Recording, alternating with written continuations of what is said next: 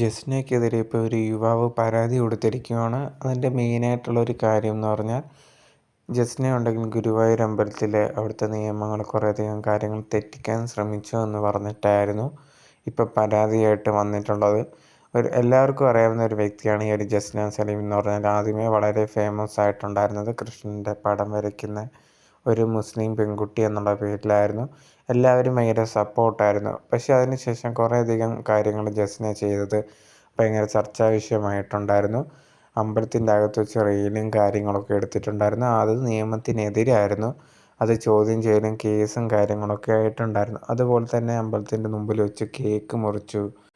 അതും ഭയങ്കരമായിട്ട് ചർച്ച ചെയ്തിട്ടുണ്ടായിരുന്നു. ജസ്നയ്ക്കെതിരെ കേസ് എടുക്കണമെന്നൊക്കെ പറഞ്ഞിട്ടുണ്ടായിരുന്നു. പക്ഷേ അത് ആ രീതിയിൽ അങ്ങ് പോയതേ ഉള്ളായിരുന്നു. ഇപ്പം ലേറ്റസ്റ്റായിട്ട് ജസ്ന ഒരു വീഡിയോ ഇട്ടിട്ടുണ്ടായിരുന്നു. ഇതേ കണക്ക് ഞങ്ങൾ പായസം വീട്ടിലുണ്ടാക്കി ഗുരുവായൂർ ക്ഷേത്രത്തിൽ കൊണ്ട് കൊടുക്കുവാൻ പോവുകയാണ് എന്നുള്ള രീതിയിൽ.